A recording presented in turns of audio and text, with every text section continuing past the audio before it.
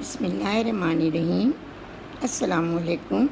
میں ڈاکٹر تنویر انور خان آپ کے لیے آج اپنی 36ویں کہانی لے کے آئی ہوں، یعنی 36 اسٹوری، اور وہ میری نئی کتاب کی ٹائٹل اسٹوری ہے کانچ کے ٹکڑے۔ سب سے پہلے میں اپنے ویورز سے یہ کہنا چاہتی ہوں کہ میرے چینل کو لائک کریں، سبسکرائب کریں اور بیل کی آئیکن کو دبا دیں، گھنٹی کو دبا دیں، تاکہ جب میں کوئی نئی ویڈیو ڈالوں تو آپ کو فوری طور پہ مل جائے۔ اور میں اپنے ویورز کی بہت شکر گزار ہوں کہ وہ میری کہانیاں سن رہے ہیں اور پسند کر رہے ہیں۔ تو آئیے میں اپنی نئی کتاب کی ٹائٹل اسٹوری کانچ کے ٹکڑے آپ کو سناتی ہوں۔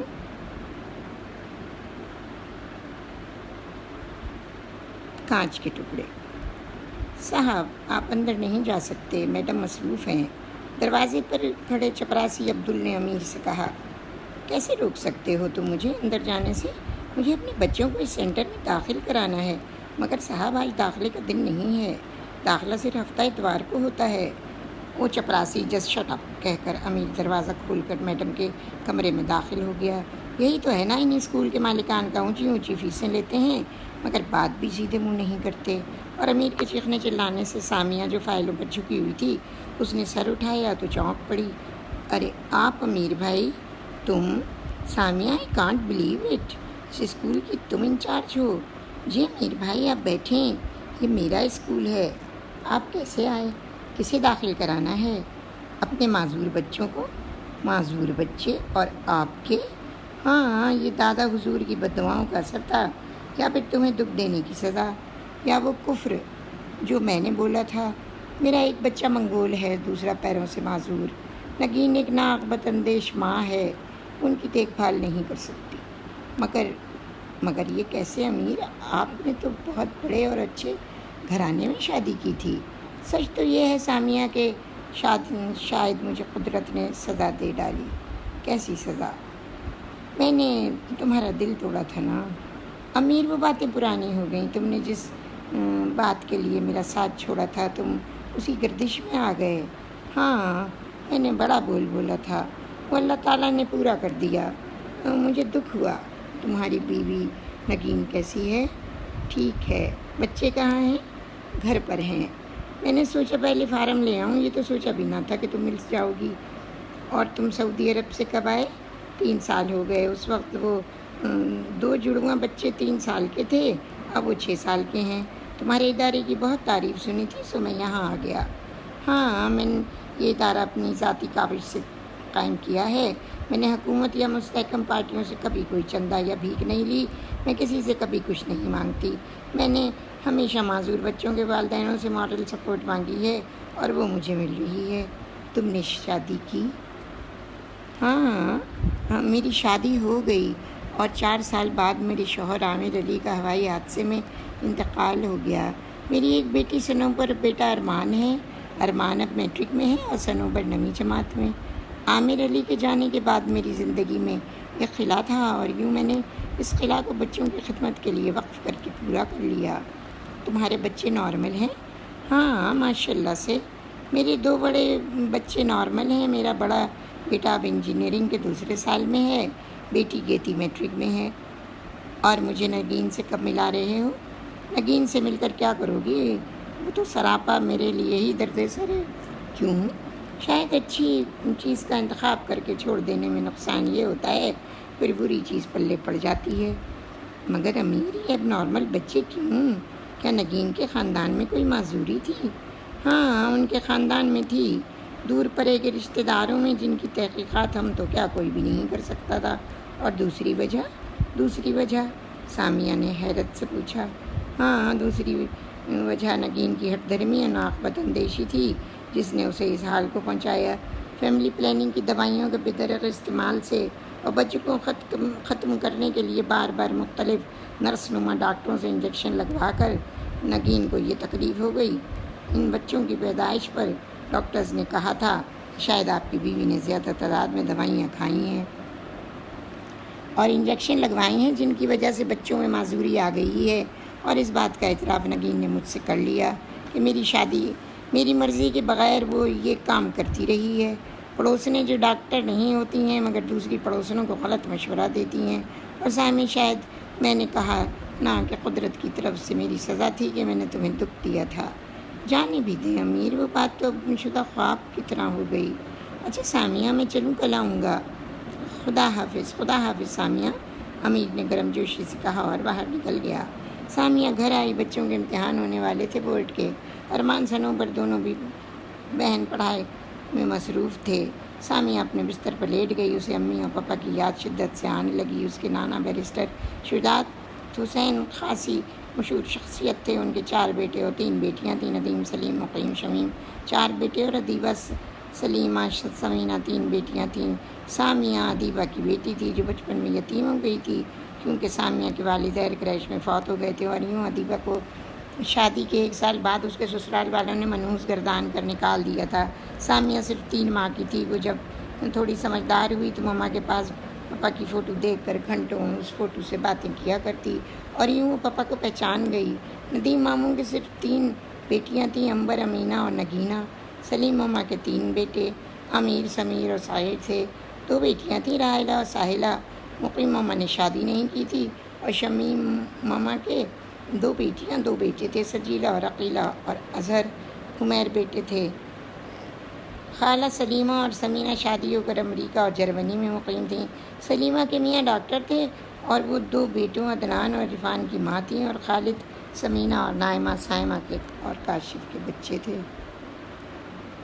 بیرسٹر شجاعت نے 1500 گز پر بڑی سی حویلی نما کوٹھی بنائی ہوئی تھی، اور یوں وہ چھوٹا سا خاندان اس میں رہ رہا تھا جن کی اپنی دنیا بسی تھی۔ سارے کزنز میں بے حد ایکا تھا۔ نانا حضور سامیہ پر جان چھڑکتے تھے، وہ پڑھائی میں بے حد تیز تھی۔ نانا حضور نے بچپن سے سامیہ کی بات چیت امیر سے طے کر دی تھی۔ سامیہ کے ننھے سے ذہن میں امیر کا پیار پلتا رہا۔ وہ لوگ چھوٹے چھوٹے سے بچے تھے تو وہاں یوکلپٹس کے پیڑوں کے نیچے آنکھ میں چولی کھیلتے رہے۔ یوکلپٹس کے ننھے پھول ان پر برستے تھے اور ان پھولوں کی بھینی بھینی خوشبو سب کو مسرور کر دیتی تھی۔ وہ لوگ ڈھیر سارے پھول ایک دوسرے پر اٹھا اٹھا کر پھینکتے۔ امبر باجی، امینہ باجی کی شادی خاندان سے باہر کرنا پڑی کیونکہ وہ عمر میں سب بچوں سے بڑی تھیں اور خاندان کے لڑکے چھوٹے تھے۔ ہاں، البتہ نگینہ کی شادی شمیم ماما کے بیٹے اظہر سے طے تھی۔ عمیر کی شادی سلیم ماما کی بیٹی ساحلہ سے طے تھی، اور سلیمہ خالہ کے بیٹے عدنان کی شمیم ماما کی بیٹی سجیلہ سے طے تھی۔ اور یہ بچے بھی دھیرے دھیرے اسکول چھوڑ کر کالج اور یونیورسٹی میں آ گئے۔ امیر شروع سے بے حد شرارتی تھا۔ وہ بچپن سے ہی لڑکیوں کو خاص طور سے بہت تنگ کرتا تھا۔ کبھی ان کے دوپٹے چھپا دیتا، کبھی چوڑیوں کا ڈبہ لے اڑتا، اور جب وہ لوگ اسے پکڑنے کو دوڑتیں تو چھن سے ساری چوڑیاں زمین پر پھینک کر توڑ دیتا۔ اور چوڑیاں تو لڑکیوں کی جان ہوتی ہیں، نیلی، لال، پیلی، ہری کانچ کی چوڑیاں۔ سب بہنیں امیر سے ناراض ہو جاتی مگر سامیہ ناراض نہیں ہوتی۔ وہ ان کانچ کے ٹکڑوں کو سمیٹ کر ایک تھیلے میں بھر لیتی۔ تم روتی نہیں ہو جب میں چوڑیاں توڑتا ہوں تو؟ نہیں، کیوں روں؟ تم اور لا دو گے نا مجھے تو میں کیوں روں؟ اور جو سامیہ میں تم سے شادی نہ کروں تو؟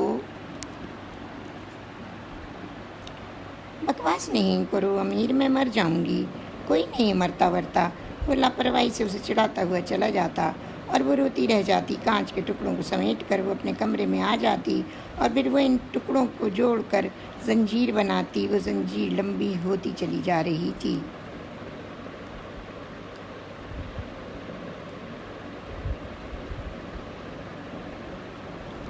سامیہ، راحلہ نے اسے سوچوں سے بیدار کر دیا۔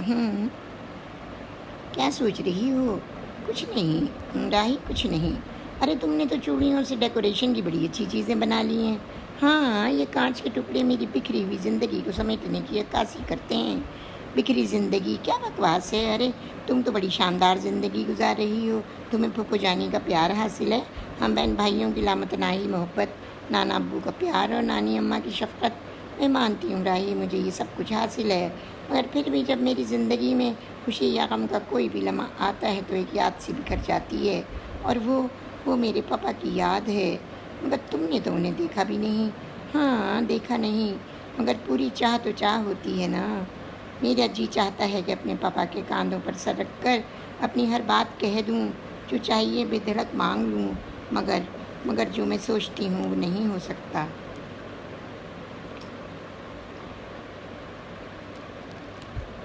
کاش تمہارا ددیال تم لوگوں کو رکھ لیتا تو تایا چچاؤں کے درمیان اپنے پاپا کی یاد بھلا دیتی۔ وہ کیسے رکھ لیتے؟ انہوں نے تو میری ماما کو عدت کے بعد ایک دن بھی نہ رہنے دیا۔ انہوں نے کبھی پلٹ کر ہمیں پوچھا بھی نہیں۔ پھر ہمیں کیا الفت ہو سکتی ہے ان سے؟ سامیہ تم اداس نہ ہو، ہم ہیں نا تمہارے ساتھ۔ اور ہاں، تم نے سنا کچھ؟ کیا بھائی؟ سب لڑکے لڑکیاں پنجاب کی سیر کو جا رہے ہیں۔ واقعی؟ ہاں، دادا حضور نے اپنا مری والا بنگلہ خالی کرا لیا ہے۔ کب جا رہے ہیں؟ شاید بدھ کو۔ اچھا، ہوائی جہاز سے جائیں گے یا ریل سے؟ ہوائی جہاز سے اسلام آباد جائیں گے اور پھر سیدھے مری۔ پھر تو ہمیں اپنے لباس تیار کرنا چاہیے۔ ہاں، سائلہ، سجیلا، عقیلہ، نگینہ بھی یہی کہہ رہی تھیں۔ کیوں نہ شاپنگ کر لیں تھوڑی سی طارق روڈ سے؟ چلیں گے۔ دادا حضور نے 10,000 روپے دیے ہیں۔ ہائے سچ؟ سنو سامیہ، تم یہ رونا دھونا چھوڑو، باتھ روم میں جا کر منہ ہاتھ دھو لو، کپڑے بدلو، پھر ہم طارق روڈ چلیں گے۔ اور سامیہ اپنے کمرے میں آ گئی۔ ذرا ہی دیر بعد وہ لوگ طارق روڈ کی سیر کر رہی تھیں۔ ہر لڑکی نے 4 5 کاٹن کے ریڈی میڈ کپڑے لیے۔ وہ لوگ بڑی سی اسٹیشن ویگن میں ڈرائیور کے ساتھ گئی تھیں، ورنہ تو لڑکے اس قدر شور مچاتے ہیں کہ کچھ دیکھنے سننے نہیں دیتے۔ ارے اپیا، بھوک لگ رہی ہے، سجیلا نے امینہ سے کہا۔ چلو فروٹ چاٹ اور چھولے کھاتے ہیں، امینہ بولی تو سب لڑکیوں نے ہاں میں ہاں ملا دی۔ وہ لوگ کل 7 لڑکیاں تھیں۔ آدمی آرڈر لینے آ گیا۔ جی صاحب، کیا چاہیے؟ مجھے اسپیشل فالودہ اور مکسڈ چھولے، سجیلا بولی۔ کیوں بھائی، سب لوگ یہی کھائیں گے یا کولڈ ڈرنک بھی پینا ہے؟ امینہ نے پوچھا۔ میرے خیال میں آپ ہی 4 فروٹ چاٹ اور 3 مکس چھولے منگا لیں، مل جل کے کھا لیں گے۔ ہاں یہ ٹھیک ہے، راہیلہ کی رائے کی سب نے حامی بھر لی۔ بڑے مزے کے چھولے ہیں، چٹپٹے، مزہ آ گیا، نگینہ چٹخارے لیتے ہوئے بولی۔ تم بڑی خاموش ہو سامیہ، راہیلہ نے ٹوکا۔ بھائی کھانے میں مصروف ہوں، کیا بولوں؟ تمہاری طرح راہی کی بچی زبان تالو سے نہیں لگتی۔ ارے بے وقوف بولتے ہیں اور عقلمند خاموش رہ کر سنتے ہیں، آپ ہی بولی۔ تو میں بے وقوف ہوں؟ نہیں، تم بڑی عقلمند ہو۔ اچھا، اب جھٹپٹے کا وقت ہو رہا ہے، جلدی سے کھاؤ چلیں، تاکہ دادا حضور کہیں ٹہلنا نہ لگیں ہم لوگوں کے انتظار میں۔ اور پھر وہ لوگ جلدی جلدی کھا پی کر پیسے ادا کر کے گاڑی میں بیٹھ گئے۔ بڑی دیر کر دی لڑکیوں تم نے آنے میں، دادا حضور باہر لان میں ہی ٹہل رہے تھے۔ دراصل دادا حضور ماشاءاللہ ہم 7 بہنیں ہیں، دیر تو لگتی ہے نا، امینہ آپی نے دادا حضور کو سمجھانے کی کوشش کی، اور اس بیچ سب لڑکیاں اپنے اپنے کمروں میں گھس گئیں۔ امینہ بیٹی جی، دادا حضور تمہارے لیے خوشخبری ہے۔ کیا دادا حضور؟ وہ شاہد نے تمہارا ویزا اور اقامہ بھیج دیا ہے، اور ہم نے تمہاری 10 تاریخ کی سیٹ بک کروا لی ہے۔ جمعہ ہے، شاہد کو تمہیں لینے آنے میں کوئی دقت نہیں ہوگی۔ یہ تو آپ نے بہت اچھی خبر سنا دی۔ چلیے، میرا مری جانے کا پروگرام کینسل، اب میں اپنے شوہر کے پاس سعودی عرب چلی جاؤں گی۔ یہ نہیں چلے گا امینہ، آپ ہمارے ساتھ مری چلیں گی، صرف 15 دن کی تو بات ہے۔ ہم شاہد بھائی کو بولیں گے کہ وہ ابھی آپ کو نہ بلائیں۔ نگینہ اپنی اپیا کی گود میں سر رکھ کر سسک پڑی۔ ارے نگی مت رو، اگر شاہد کا فون آ گیا تو میں خود بات کر لوں گی۔ اور پھر اس رات شاہد کا فون آ گیا سعودی عرب سے، تو نگینہ ریسیور نے جھپٹ لیا۔ شاہد بھائی، ہم آپ ہی کو مری سے واپسی پر بھیجیں گے، پھر آپ ہی سعودی عرب جا کر ہمیں اتنی جلدی تو نہیں ملیں گی۔ ہاں، وہ تو اب 2 سال سے پہلے پاکستان نہیں آئیں گی، میرے ساتھ ہی آئیں گی۔ تو پھر دولہا بھائی اجازت ہے نا؟ ہاں اجازت ہے، تم لوگ مری سے واپسی پر اپنی بہن کو بھیج دینا۔ تھینک یو شاہد بھائی۔ نگینہ نے خوشی خوشی دادا ابو کو بھی یہ خبر سنا دی، وہ بھی بے حد خوش ہو گئے۔ اور پھر ان لوگوں کے مری جانے کا زمانہ آ گیا۔ امیر کو لڑکیوں میں بڑا ہونے کے باعث سب کی باغ ڈور سنبھالنا تھی۔ وہ کل 7 لڑکیاں اور 5 لڑکے تھے۔ بڑی سی اسٹیشن ویگن میں وہ لوگ جنا ٹرمینل کی ڈومیسٹک فلائٹ کے طرف پہنچے۔ اسلام آباد جانے والی فلائٹ رات 3 بجے جانا تھی۔ لوگ ڈپارچر لاؤنج میں پہنچے۔ سمیر، تم میرا اور صغیر کا ٹکٹ دے دو، میں ذرا سامان کی لوڈنگ کروا دوں۔ جی بھائی جان، یہ لیں۔ اور تم لڑکیوں کی چیکنگ کروا کے ذرا جلدی بیگس پر ٹوکن لگاؤ۔ ساری لڑکیوں کے ہاتھوں میں جو ہینڈ بیگ ہیں انہیں بھی ٹوکن لگانا نہ بھولنا۔ اور پھر ذرا ہی دیر بعد کسٹم کے مراحل سے گزر کر وہ لوگ پیسنجر لاؤنج میں آ گئے۔ رات کے 2:15 بجے تھے اور ابھی فلائٹ جانے میں 45 منٹ باقی تھے۔ ان لوگوں نے کافی منگوا لی اور کافی کے ختم ہوتے ہی مائک پر اناؤنسمنٹ ہوا کہ فلائٹ نمبر PK 315 کے مسافر گیٹ نمبر 17 سے آئیں، جہاز روانگی کے لیے تیار ہے۔ یہ 12 لوگ اپنا سامان سنبھال کر گیٹ نمبر 17 کی طرف روانہ ہو گئے۔ ذرا ہی دیر بعد وہ لوگ جہاز میں سوار ہو رہے تھے۔ امیر ان کے ہاتھ میں سب کے ٹکٹ تھے۔ سب بہن بھائی اپنی سیٹوں پر بیٹھ گئے اور محو گفتگو ہو گئے۔ امیر کو جگہ سامیہ کے برابر میں ملی۔ سامیہ تو پہلی دفعہ ہوائی جہاز میں بیٹھی تھی، اسکرین پر اشارہ ہوا کہ سیٹ بیلٹس باندھیں، جہاز ٹیک آف کرنے کو تیار ہے۔ امیر نے تو بیلٹ باندھ لی، مگر سامیہ سخت پریشان تھی۔ امیر اس کی پریشانی سے لطف اندوز ہو رہا تھا۔ ارے سومی، یہ تم غلط بیلٹ باندھ رہی ہو، دوسری طرف سے بکل میں ڈالو تو لگے گی۔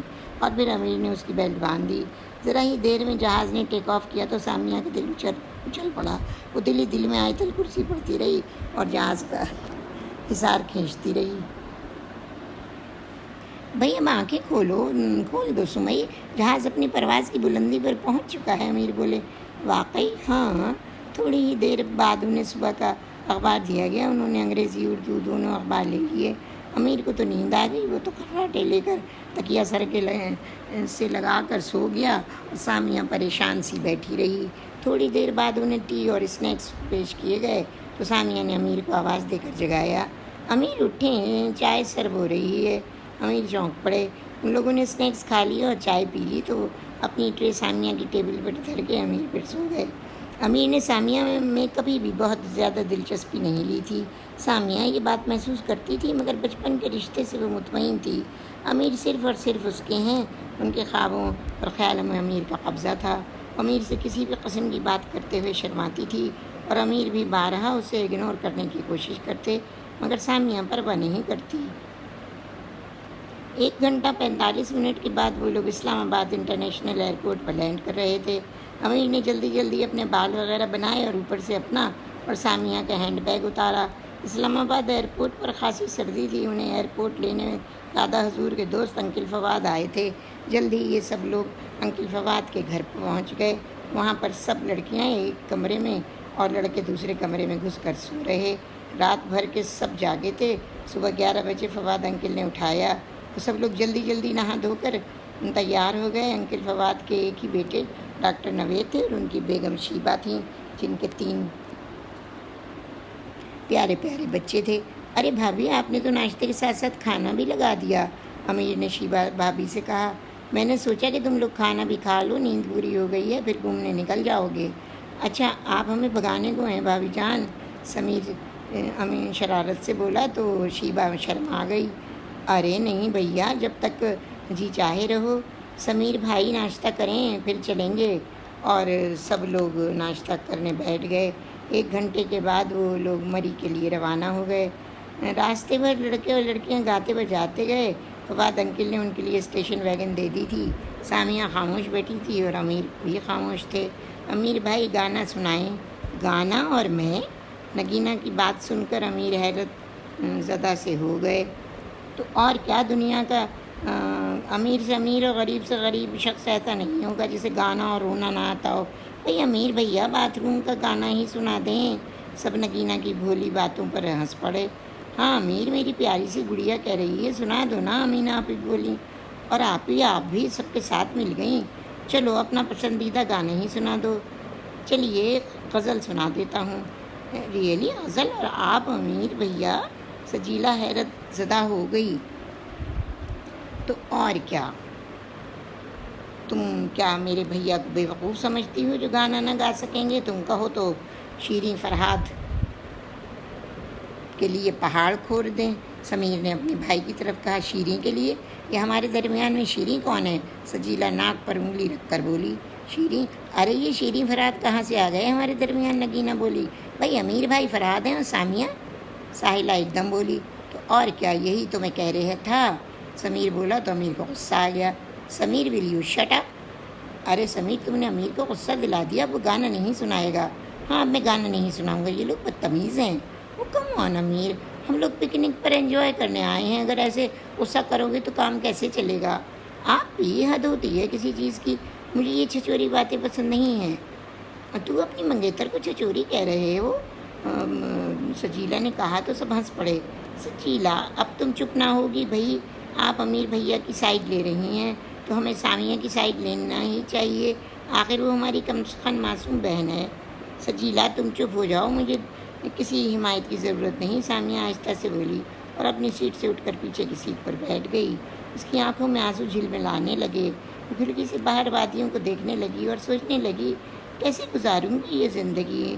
امیر، تم جو میری زندگی سے وابستہ ہو، مجھ سے انجان بنے رہتے ہو۔ میری ہمیشہ تذلیل کرتے آئے ہو، کیسے ساتھ نبھائیں گے ہم لوگ؟ 2-4 آنسو اس کے گالوں پر پھسل گئے اور اس نے کھڑکی سے سر ٹیک لیا۔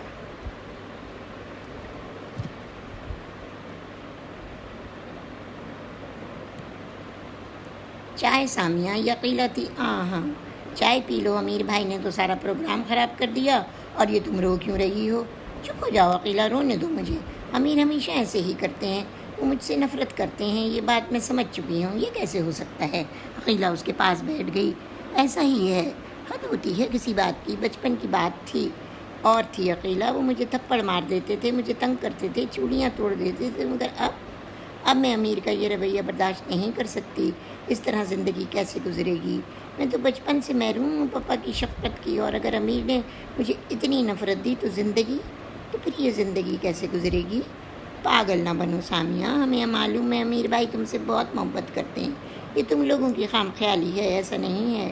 اچھا ہو گئی شرط؟ عقیلہ نے ہاتھ بڑھایا تو سامیہ نے کہا ہاں ہو گئی شرط، اور اپنی ہتھیلی اس کی ہتھیلی پر رکھ دی۔ اگر میں ہار گئی تو تمہیں چائنیز کھلاؤں گی، اگر تم ہار گئی تو تم چائنیز کھلاؤ گی سب کو۔ تو اب چائنیز ہارنے اور جیتنے پر منحصر ہے؟ جیتنے پر نہیں محترمہ، صرف ہارنے پر، یعنی محبت کی ہار پر۔ وہ تو میں جیتوں گی، میں جانتی ہوں، میری زندگی پروردگار نے ایک امتحان بنائی ہے اور مجھے ان امتحانوں سے گزرنا ہے۔ ڈونٹ بی سلی سامیہ، تم امیر کو اتنی آسانی سے نہیں کھو گی، میں نے جس چیز کو کبھی پایا ہی نہیں اس کو کھونے سے کیسے روک سکتی ہوں؟ اچھا بھائی، میں تو پیسے جمع کرنا شروع کر دوں تم لوگوں کو چائنیز کھلانے کے لیے؟ اور سامیہ ہنس پڑی۔ تب عقیلہ بولی ہماری شاید منزل مقصود آ گئی، ڈرائیور نے گاڑی روک دی ہے۔ ایک خوبصورت سے بنگلے کے مالک تھے وہ لوگ، رات کو وہ لوگ جلدی سو گئے۔ سامیہ صبح اٹھ گئی، فجر کی نماز پڑھ کر اس نے ایک کپ چائے پی اور سویٹر پہن کر باہر نکل آئی۔ دور دور تک پھیلی اونچی اونچی گھاٹیاں اسے بہت بھلی لگیں، وہ شملہ پوائنٹ کی طرف چل دی۔ تنہا بالکل اکیلی وہ شملہ پوائنٹ گئی تو اسے وہاں بنے ہوئے مکان میں بہت اچھے لگے، وہ وہیں منڈیر پر بیٹھ گئی۔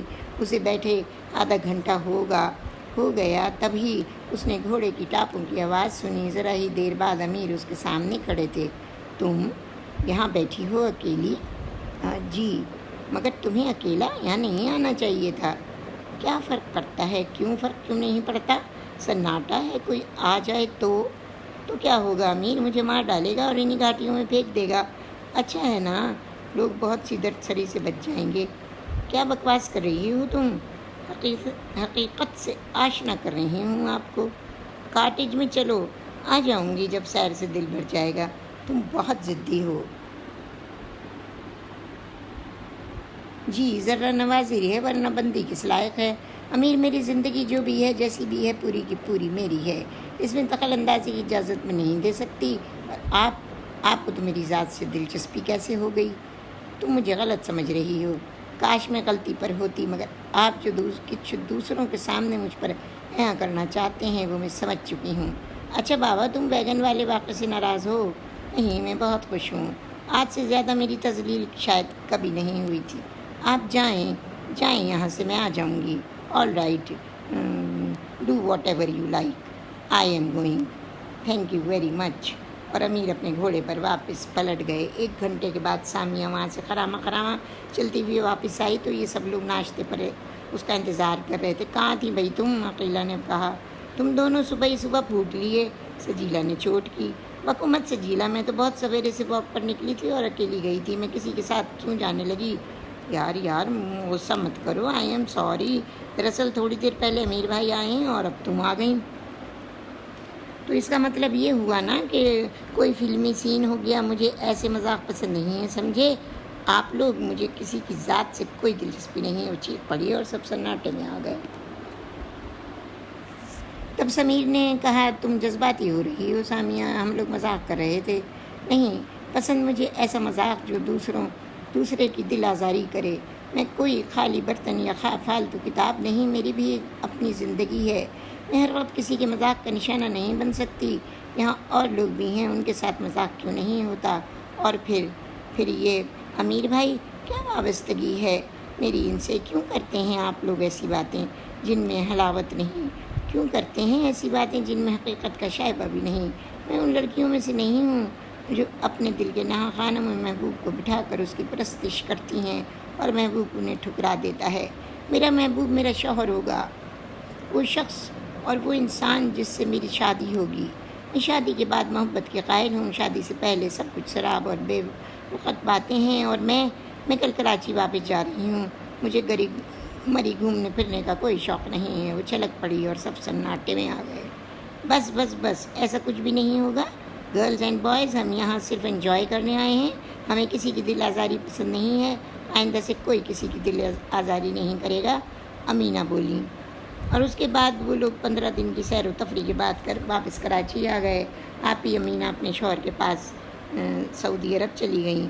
پھر ایک روز دادا حضور نے سب کو جمع کر کے کھانے سے فارغ ہو کر کہا، بھئی اب ہمارے بچے ماشاءاللہ بڑے بڑے ہو گئے ہیں، ہم چاہتے ہیں کہ اپنے پوتا پوتی نواسہ نواسی کے فرائض سے سبکدوش ہو جائیں۔ جن جن بچوں کے رشتے ہم نے بچپن میں طے کیے تھے ان سب کی شادی کے انتظامات کیے جائیں، ہم سب کا ولیمہ ایک ساتھ کریں گے، مگر میرا نہیں۔ یہ امیر کی آواز تھی اور سب لوگ حیران رہ گئے۔ امیر نے کسی کی بھی پرواہ نہ کی اور کہنے لگے، دادا حضور مجھے سامیہ کے ساتھ شادی نہیں کرنا ہے۔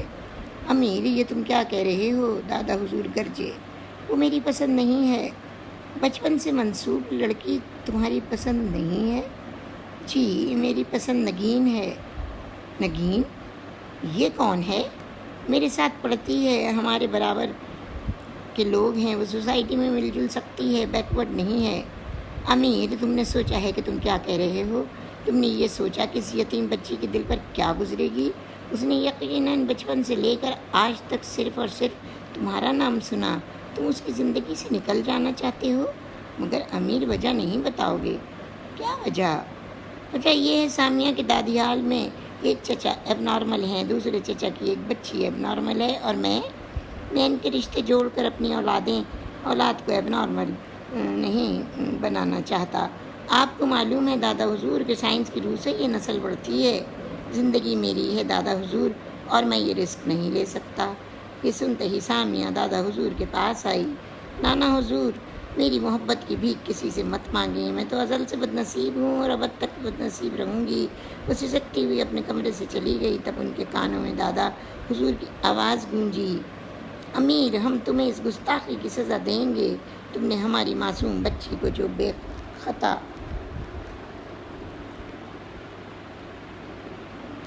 تن کیا ہے، تم کو اس کا بدلہ خدا دے گا، اور ہمارا تم سے کوئی واسطہ نہیں، تم اس حویلی سے جا سکتے ہو۔ مجھے اعتراض نہیں دادا حضور۔ بیٹے کی اس نازیبا حرکت پر باپ سلیم بھی بہت ناراض تھے، ماں بھی آپ دیدہ تھیں، مگر امیر سب کا دل دکھا کر حویلی سے چلے گئے۔ جاتے وقت وہ سامیہ کے کمرے میں آئے اور کہہ کر چلے گئے، سامیہ مجھے معاف کر دینا، اگر تمہارے ساتھ یہ ڈرا بیک نہ ہوتا تو میں تم سے شادی کر لیتا، اور ہاں خاندان کے محور سے باہر نکلنا چاہیے، یہ کوئی زندگی ہے ایک ہی خاندان کے چکر میں لگے رہنا؟ خاموش ہو جاؤ امیر، تم جہاں چاہو جاؤ، مگر شاید ایک معصوم بچی کا دل توڑ کر تم زندگی کی خوشیاں نہ سمیٹ سکو، آنے والے کل کے خوف سے تم آج کو ٹھکرا رہے ہو، بڑی عجیب بات ہے۔ جاؤ چلے جاؤ امیر، ہم اور ذلت نہیں سہ سکتے۔ اور امیر چلے گئے۔ پھر وہ رات تو سامیہ کے لیے کانٹوں بھری تھی۔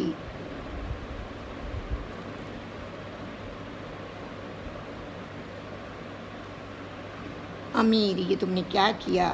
تم جس طرح میری کانچ کی چوڑیوں کو توڑ کر بکھیرتے تھے، آج تم نے میرے دل کو بھی توڑ کر کرچی کرچی کر دیا۔ میں کانچ کے ٹوٹے ہوئے ٹکڑوں کو تو سمیٹ لیتی تھی، مگر میں ٹوٹے ہوئے بکھرے ہوئے دل کو کیسے سمیٹوں گی؟ میں تم لوگوں کو چائنیز کھلاؤں گی۔ وہ اپنی سوجی آنکھیں لے کر عقیلہ کے کمرے میں جا دھمکی۔ پاگل ہوئی ہو کیا؟ عقیلہ اس کی سوجی سرخ آنکھیں دیکھ کر بولی، تم نے کہا تھا نا کہ تم جیتو گی، اور میں نے کہا تھا کہ میں جیتوں گی۔ میں جیت گئی عقیلہ، اس لیے چائنیز کھلاؤں گی سب بہن بھائیوں کو۔ ہم نہیں جائیں گے عقیلہ، نگینہ بولی۔ ہاں یہ کوئی تک ہے، امیر نے سامیہ کو دھوکہ دیا اور وہ اپنے ہارنے کی خوشی میں ہمیں ٹریٹ دے رہی ہے۔ عزیر بولے، عجیب لڑکی ہے، بچپن کے پیار چھیننے کا غم نہیں۔ حمیر نے کہا، اور اسی لمحے سامیہ سفید کپڑے میں ملبوس کمرے میں داخل ہوئی۔ چلیں آپ لوگ، میں تیار ہوں۔ تم تیار نہیں ہو سامیہ، تم ہم لوگوں کو بھائی کی بدتمیزی کا انتقام بنانا چاہتی ہو، سمیر نے کہا تو وہ منہ پھیر کر بولی، سمیر تمہارے بھائی میری زندگی میں کبھی آئے ہی نہیں تھے، تم لوگوں کا خیال غلط تھا، میں نے وہاں یوکلپٹس کے ننھے ننھے بکھرے ہوئے پھولوں کے درمیان بچپن بتایا ہے، اس وقت سے میں امیر کی بے رخی کا شکار رہی ہوں، تب میرا معصوم ذہن کچھ سمجھ نہ سکا، پھول بکھرتے رہے، چوڑیاں ٹوٹتی رہیں، اور آج وہ نفرت اپنے اختتام کو پہنچی، پھر اس میں رنج اور غم کیوں کروں، جو پایا ہی نہیں وہ کھویا بھی تو نہیں۔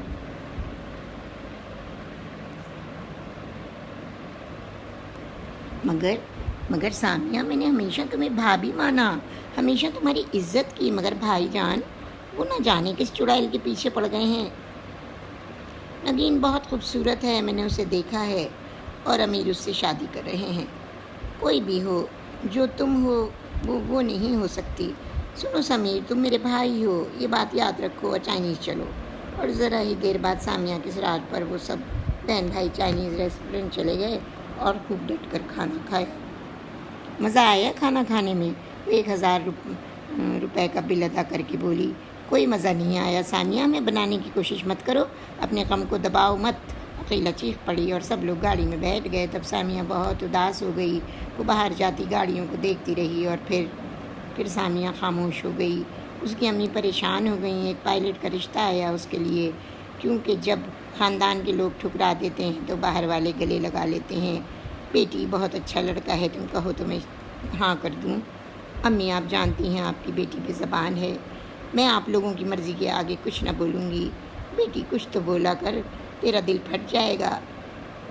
دل تو کب کا پھٹ چکا ہے امی، اب تو ناسور ہے، اور میں اس سے زیادہ کچھ نہیں کہہ سکتی۔ پھر سیما کی شادی پائلٹ عامر علی سے ہو گئی۔ عامر علی نے اس بھولی بھالی معصوم سی دلہن کو دیکھا تو جی جان سے نثار ہو گئے، اور یوں عامر علی کے روپ میں اسے بے پناہ پیار اور محبت ملی۔ مگر اچانک ایئر کریش کے ایکسیڈنٹ نے عامر علی کو اس سے چھین لیا۔ وہ کتنی تنہا تھی، وہ اپنے میکے واپس نہ گئی، بلکہ عامر علی کے گھر پر رہ کر اپنے صنوبر اور ارمان کو پالا۔ وہ تو ہر داستان کو بھول چکی تھی، مگر پھر یہ امیر کہاں سے آ گئے؟ دوسرے دن جب امیر اپنے بچوں کو لے کر آئے تو سامیہ کو بڑا دکھ ہوا۔ نانا ابو کے الفاظ اس کے کانوں سے ٹکرائے، تم کبھی خوش نہیں رہ سکتے امیر، تم نے ہماری معصوم بچی کا دل توڑا ہے، تم کو اس کی سزا ضرور ملے گی۔ امیر کا ایک بچہ منگول تھا اور دوسرے بچے کی ٹانگیں فالج زدہ تھیں۔ تم ان بچوں کی کیا مدد کر سکتی ہو؟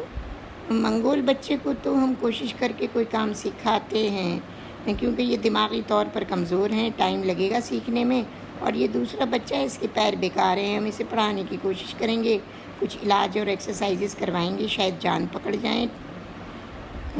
جائے۔ سنو، ان بچوں کو اپنے ہاسٹل میں جگہ دے دو، ان کے جملہ اخراجات میں ہر ماہ دیتا رہوں گا، رکھو گی نا سامیہ؟ ہاں امیر بھائی، میں ان کو رکھ لوں گی، مگر نگین کو بچے یاد نہیں آئیں گے، وہ ماں نہیں جلاد ہے، اسے کیا یاد آئیں گے؟ وہ تو کہتی ہے کہ انہیں دور پرے لے جاؤ، ان معذور بچوں کو میرے پاس سے، میں ان کی پرورش نہیں کر سکتی۔ مگر سامیہ، مجھے یہ منگول شان اور معذور غفران بہت عزیز ہیں، یہ اچھی بات ہے، آپ کی محبت کے سارے ہی علاج کرنے میں مدد ملے گی۔ صنوبر اور ارمان کے امتحانات ختم ہو گئے تو ہاسٹل سے اکثر و بیشتر سامیہ شان اور غفران کو گھر لے آتی۔ امی، آپ اب مریضوں کو گھر بھی لانے لگی ہیں؟ ہاں، یہ بچے مریض بھی ہیں صنوبر، اور ہمارے رشتہ دار بھی ہیں۔ رشتہ دار؟ امی آپ کیا کہہ رہی ہیں؟ سچ کہہ رہی ہوں، یہ تمہارے امیر ماموں کے بچے ہیں۔ امیر ماموں؟ وہ امی جن کی شادی آپ سے ہونا تھی اور نہیں ہوئی؟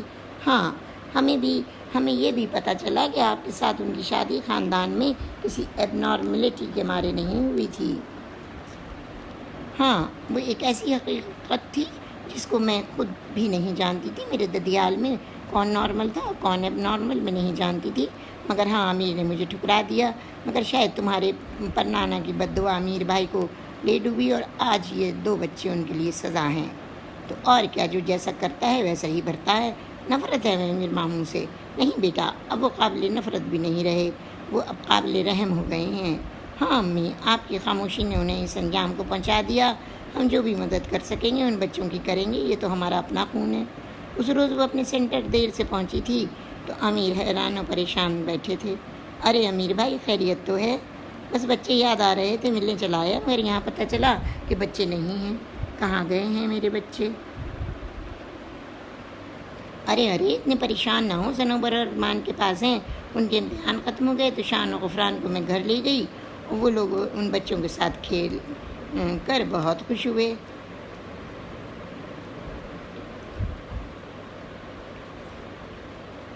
سامیہ تم کیا چیز ہو، تم کو کھو کر میں نے زندگی میں دکھ کے علاوہ اور کچھ نہیں پایا۔ چھوڑیں ان بیتی باتوں کو، وقت گیا بات گئی، آپ گھر چلیں اور بچوں سے مل لیں، یہ تمہارے امیر ماموں ہیں۔ آداب ماموں جان، جیتے رہو بچوں، تم لوگ تو بہت پیارے ہو۔ شان و غفران بھی بہت پیارے ہیں ماموں جان، بیٹا تم لوگ انہیں پیار دے رہے ہو تو یہ بھی پیارے ہو جائیں گے، بوجھ نہیں بنیں گے کسی پر۔ پھر وہ لوگ وہیں ٹی وی لاؤنج میں بیٹھ گئے۔ صنوبر بولی، امی آئیں، آج میں نے گھر کی ڈھیر ساری صفائی کی، آپ کے کمرے کی صفائی کے دوران یہ لال رومال کی پوٹلی ملی ہے، میں نے سوچا کہ آپ کے سامنے کھولوں گی کہ یہ کیا ہے۔ اس سے پہلے کہ کچن سے دوڑ کر سامیہ اسے منع کرتی اور کہ یہ نہ کھولے، اس نے وہ پوٹلی کھول دی اور ڈھیر سارے یوکلپٹس کے مرجھائے ہوئے پھول اور لال، ہری، نیلی، پیلی چوڑیوں کے ٹکڑے امیر کے قدموں تلے بکھر گئے۔ وہ زنجیر بھی چھن سے ٹوٹ گئی۔ یہ پھول اور یہ چوڑیاں۔ سامیہ خاموش سی کھڑی تھی وہاں ڈائننگ ٹیبل کا سہارا لیے۔ صنوبر کیوں گئی تھی تم میرے کمرے میں؟ کیوں چھوئی تھی تم نے میری چیزیں؟ یہ سب کچھ میرے بچپن کی یادوں کا سرمایہ ہے۔ میرے خالی ہاتھوں میں یہ بکھرے مرجھائے پھول اور کانچ کے ٹکڑے ہی تو ہیں۔ تم لوگوں کو کوئی حق نہیں ہے کہ میرے بیتے ہوئے کل میں جھانکو۔ آئی ایم سوری امی، I hurt you, I am very sorry. میں نے سمیٹ لیتی ہوں۔ نہیں، اب انہیں وہاں کوڑے کے ڈبے میں ڈال دو، مجھے اب ان کی ضرورت نہیں ہے۔ اور وہ کچن کی طرف مڑ گئی۔ امیر اس کے پیچھے گیا۔ سامیہ تم مجھے اتنا چاہتی تھی کہ ان حقیر چیزوں کو بھی ابھی تک سنبھال کر رکھا ہے۔ امیر بھائی ان باتوں کو بھول جائیں، عامر علی نے مجھے 3 سال میں اتنا پیار دیا تھا کہ میں بچپن کی یاد اور تمہارے فریب کو فراموش کر بیٹھی۔ عامر علی کی بے وقت موت نے مجھے تنہائیوں میں ڈھکیل دیا تھا، اور یہ کانچ کے ٹکڑے اور یوکلپٹس کے پھول میں نے تمہاری یاد میں نہیں، اس فریب کو یاد کرنے کے لیے رکھے تھے جو تم نے مجھے دیا تھا۔ مگر آج تم جس مقام پر کھڑے ہو وہاں میرا انتقام پورا ہو گیا۔ ان کی قدرت کسی کے ظلم کو بخشتی نہیں، اور اب میں تم سے کوئی بھی انتقام لینا نہیں چاہتی۔ یہ بچے میرے مریض ہیں اور آپ ان کے باپ، یہ ایک ایسی سچائی ہے جس سے انکار نہیں۔ میں آپ کی مدد کروں گی، آپ کے دکھ کو کم کرنے کی کوشش کروں گی۔ امیر بھائی جائیں وہاں بیٹھیں، میں چائے لاتی ہوں۔ اور امیر ندامت کا دامن سمیٹے سر جھکائے صوفے میں دھس گئے۔ آج سامیہ کتنی اونچی دکھائی دے رہی تھی، اور وہ زمین پر رینگنے والے معمولی کیڑے سے بھی بدتر سمجھ رہے تھے اپنے آپ کو۔ حسرت بھری نگاہوں سے ان کانچ کے ٹکڑوں کو دیکھ رہے تھے جو صنوبر سمیٹ رہی تھی۔ ہرے، نیلے، پیلے کانچ کے ٹکڑے آج ان کے دل کے ٹکڑے کر گئے تھے۔ اور اسی کے ساتھ میری یہ 36 کہانی کانچ کے ٹکڑے ختم ہوتی ہے، اس کا اینڈ ہوتا ہے۔ تو اب ہم اگلی 37ویں کہانی لے کے آپ کے پاس حاضر ہوں گے، اور وہ میری 10ویں کتاب کا ٹائٹل اسٹوری ہے، ٹوٹا پتا۔ ٹوٹا پتا میری ٹائٹل اسٹوری ہے 8ویں کتاب کی۔ تو ویورز، اگر آپ کو میری یہ کہانی پسند آئی ہے تو پلیز لائک کریں، سبسکرائب کریں میرے چینل کو، اور بیل کے آئیکن کو دبا دیں تاکہ جب میں اگلی کہانی ڈالوں تو انشاءاللہ آپ کو مل جائے، اور وقت پہ مل جائے وہ ویڈیو۔ اور اب ہم پھر انشاءاللہ ملیں گے۔ اللہ حافظ۔